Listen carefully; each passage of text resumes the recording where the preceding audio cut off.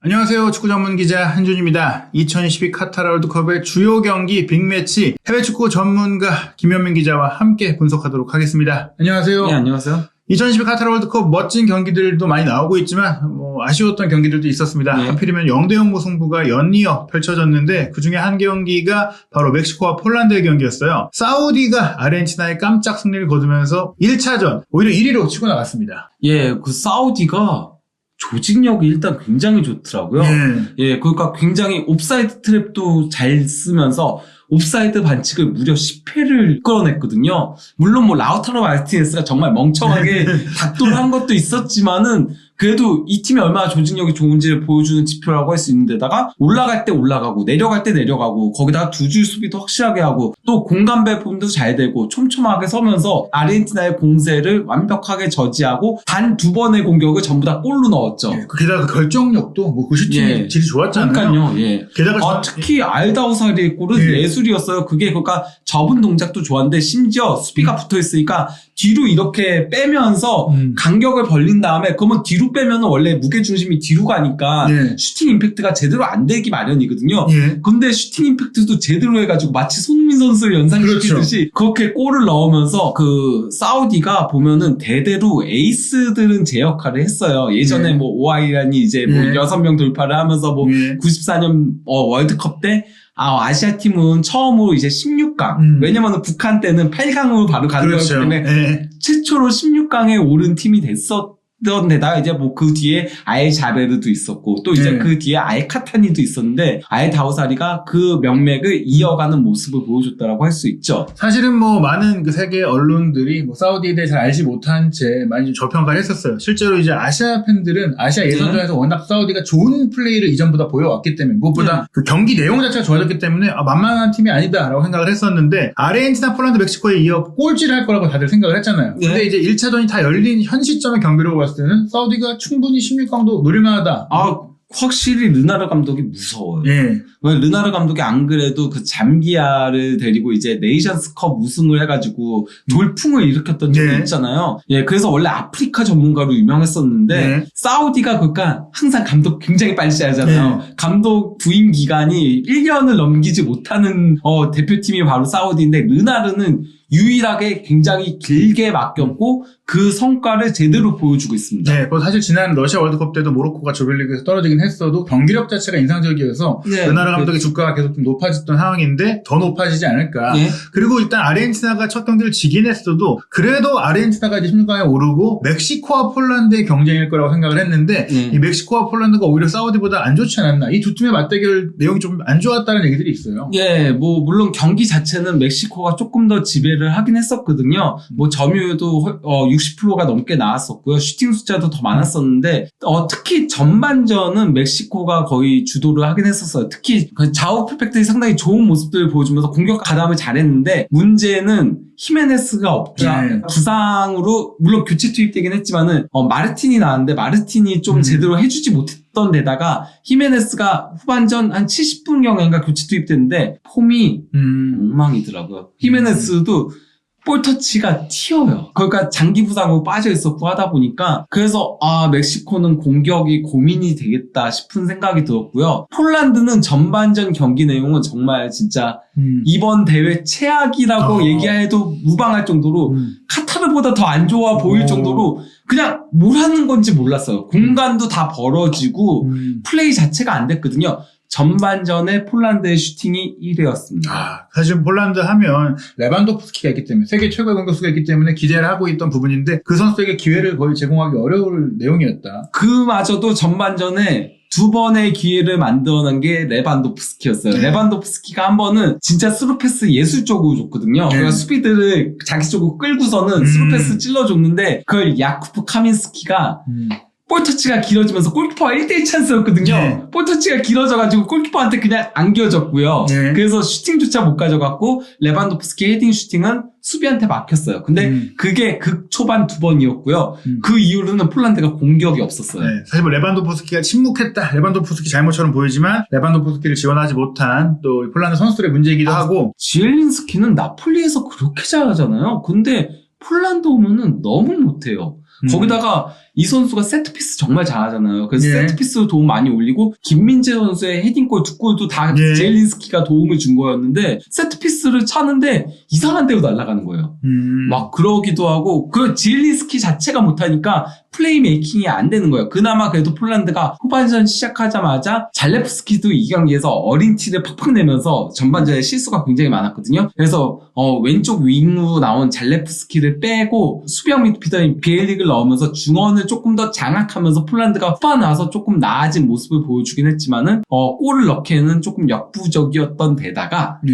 이제 그 오초아 골키퍼가 그 레반도프스키의 페널티킥을 선방하면서 그러면서 폴란드가 그래도 결정적인 득점 찬스가 있었으나 그걸 놓치게 되면서 0대0 무승부가 됐던 예, 거였죠. 실제로 말씀하신 대로 레반도프스키가 사실 페널티킥만 성공했더라면 경기 내용이 안 좋았던 모든 승점 3점을 가져갈 수 있었을 텐데 이 멕시코 최고의 베테랑 골키퍼 오초아가 막아냈고 그래서 MOM이 됐습니다. 오초아 같은 경우는 원래는 그 클럽에서는 조금 기복이 있었던 모습들이 있었잖아요. 특히 유럽에서 뛰었을 때 좀 고전을 했었는데 월드컵만 오면은 거의 매 대회마다 미쳐 날뛰죠. 어떻게 보면 멕시코가 16강 가는 데 있어서 가장 큰 지분을 가지고 있는 선수 중에 한 명이죠, 오초아가. 네, 독일 월드컵부터 지금 5번째 월드컵을 소화하고 네. 있고 무엇보다 브라질 월드컵 때 정말 엄청난 활약을 했던 오초아인데요. 게다가 이제 월드컵 경기에서 페널티킥을 막은 멕시코 선수로는 두 번째라고 합니다. 1930년 초대 월드컵에 이제 오스카 버필리오 선수 이후 처음이라고 하는데요. 네. 무엇보다 이제 레반도프스키의 페널티킥을 막아냈다는 것 자체가 대단한데 일단 레반도프스키 선수가 페널티킥을 놓친 부분에 앞서서 경기 기록을 보면 좀 이제 아쉬운 기록들도 많이 보이긴 해요. 예, 뭐 그러니까 레반도프스키가 이 경기에서 잘한 건 아니에요. 잘한 건 아니지만 그래도 분전한 건 맞거든요.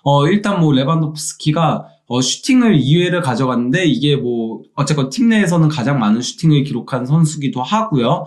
그리고 또 이제 드리블 돌파도 1회를 기록하기도 했고 무엇보다도 찬스 메이킹을 2회를 기록을 했거든요. 그러니까 레반도프스키가 찬스 메이킹 2회로 폴란드 선수들 중에서 가장 많았는데 이게 문제인 거예요. 네.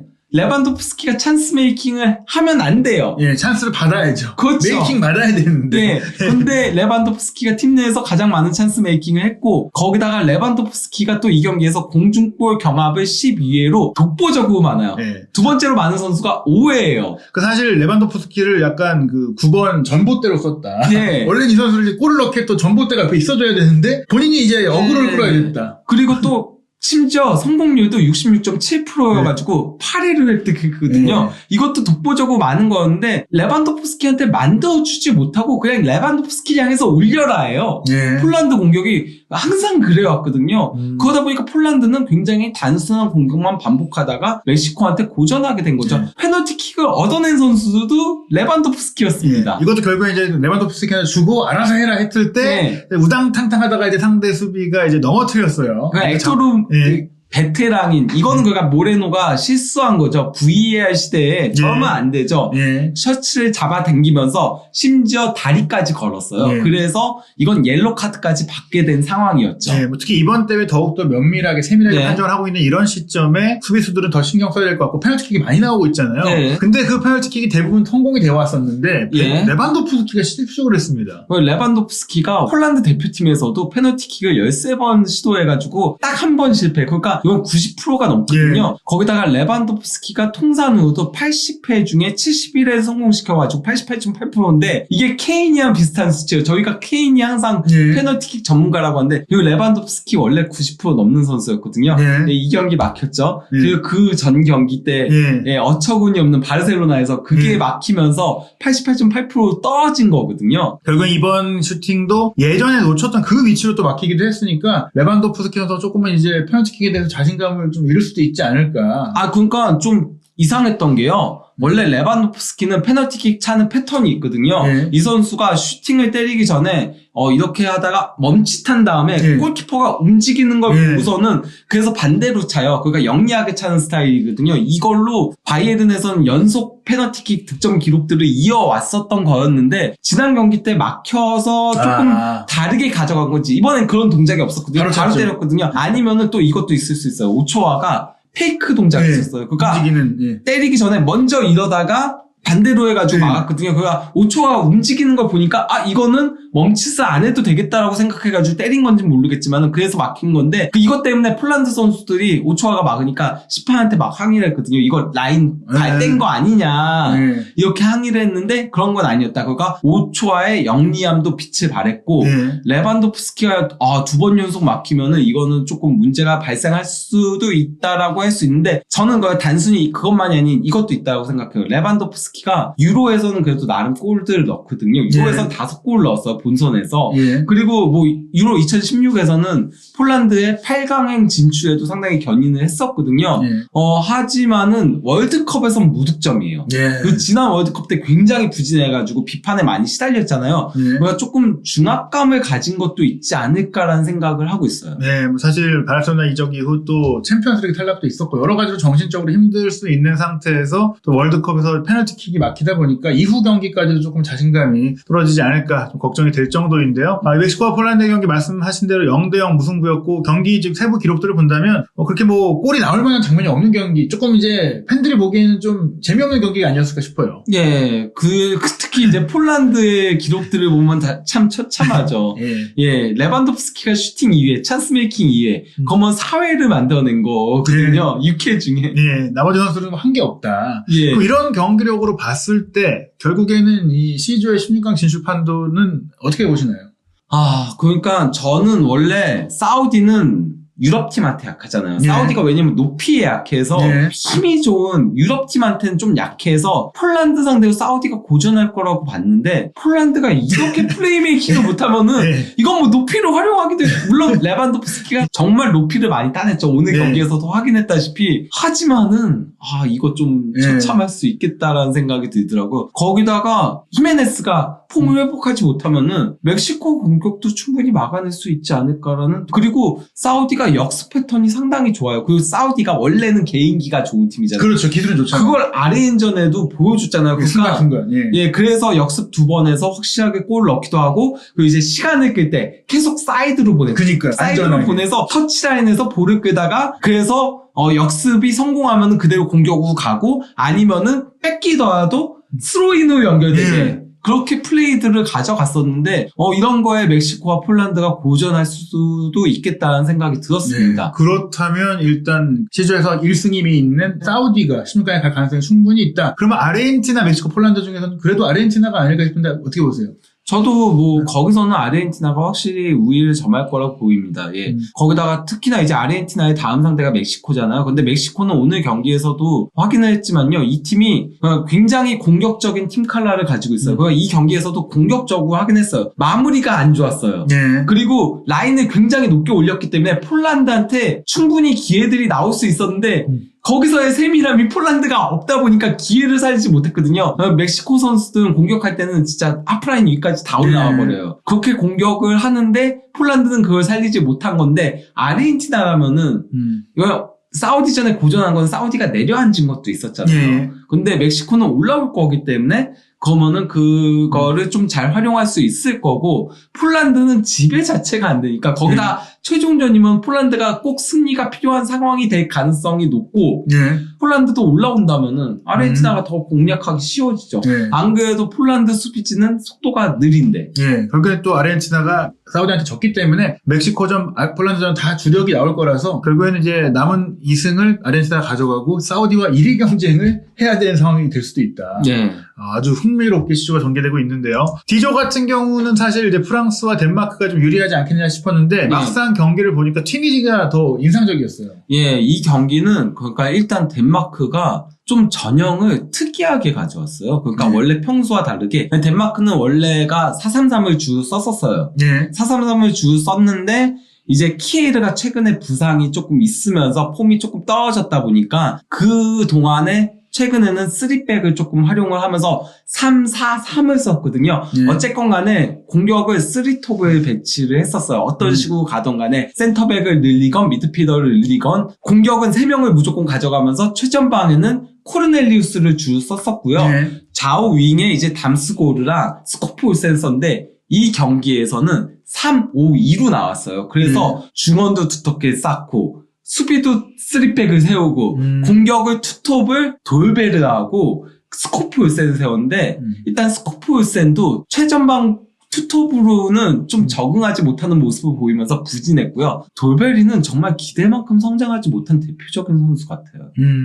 그러면서 굉장히 부진한 모습들을 보여줬거든요. 결국 그러다 보니까 덴마크가 후반 나서는 아예 4-3-3의 전형을 바꾸고 코르넬리우스 출전시키면서 톱에 세우고 그리고 마티아스 옌센 넣으면서 3미들로 바꾸면서 4-3-3의 전을 했거든요. 키에를 빼고 그러면서 덴마크가 경기를 조금 더 주도하긴 했었지만은 너무 늦은 시간에 그런 것들이 되면서 골을 넣는 데에는 실패를 했어요. 특히 코르넬리우스가 조금 완벽한 득점 찬스가 있었는데 거기 골대 앞에서의 슈팅이었는데 이거 발을 대했으면 골이었을 텐데 코르넬리우스가 원래 머리에 강하잖아요. 그걸 머리로 맞추려고 하다가 약간 스치면서 골대 맞고 나간 장면이 있었거든요. 그리고 튀니지는 전반전에 상당히 좋은 모습을 보여줬어요. 전반전에는 확실히 이 팀이 측면 공격이 좋고 또 이제 중앙 수비수 나온 메리아 선수가 또 단단하게 수비 라인을 형성해 준 데다가 스키리하고 라이두니의 중원 이 중원이 2명인데도 불구하고 이 경기에서 덴마크가 3미들로 나왔었다라고 했잖아요. 그러니까 호이비에르 그리고 델라인이 그리고 에릭센 이렇게 3미들로 나왔는데 2대3 싸움에서 전혀 안 밀렸어요. 도리어 라이두니가 공격적으로도 상당히 잘 올라가고 스키리는 쓸어주고 이러면서 둘이 중원 싸움에서 버텨주면서 경기를 전반전은 더 우세하게 후반에도 어느 정도는 버텨내는 그런 모습들을 보여줬다고 할 수 있죠. 거기다가 에릭센이 못한 거 아니에요. 에릭센이 뭐 위협적인 중거리 슈팅도 한번 때리기도 했는데 골키퍼 선방에 막히기도 했었고 한데 그래도 에릭센답지는 조금 않았어요. 그러니까 에릭센이 그나마 덴마크에선 창의적인 패스들을 하는 선수잖아요. 그런 게 좀 부족했어요. 너무 그냥 뭐랄까 요새 맨유에서도 어쨌건 간에 배급에 더 집중하는 모습이잖아요. 그 최근에 조금 역할이 그쪽으로 변해가고 있잖아요. 그래서 그런지 창의적인 패스들이 안 나왔어요. 근데 그러다 보니까 덴마크의 창끝이 조금 무뎌지는 그런 모습. 도리어 마티아스 옌센이 그나마 교체 투입돼가지고 물론 실패한 패스도 많았지만은 도전적인 패스를 도리어 마티아스 옌센이 해줬었거든요. 이 경기 결국 무승부로 끝났잖아요. 다음 경기대에서 승리하려면은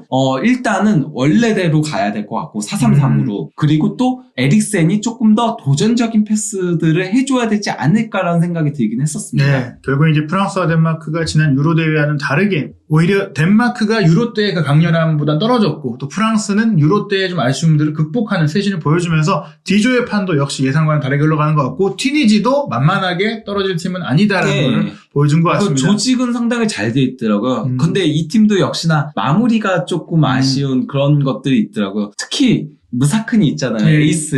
무사크니가 빠지고 메브리가 들어오니까 경기 확 죽었어요. 메브리 아직 안 돼요. 걔 너무 어려워요. 아직 맨유의 유망주로 버밍엄에 임대가 있는 선수인데 어찌됐거나 튀니지도 다음을 더 기대할 수 있는 팀인 것 같고 현재까지는 그래도 프랑스와 덴마크가 전력상으로는 16강 진출이 가능한 팀인데 또 모르니까 2차전 결과를 봐야 될 것 같습니다. 한준TV는 부버지 김현민 기자와 함께 경기 분석 그리고 세부적인 스탯을 통한 프리뷰도 준비하고 있습니다. 다음 에서 경기가 굉장히 큰 화제를 모으고 있는 기대를 모으고 있는 독일과 일본의 경기 11월 23일 밤 10시 킥오프하는 경기인데요. 독일과 일본의 경기 부버지 프리뷰 그리고 분석까지 확인하시기 바랍니다.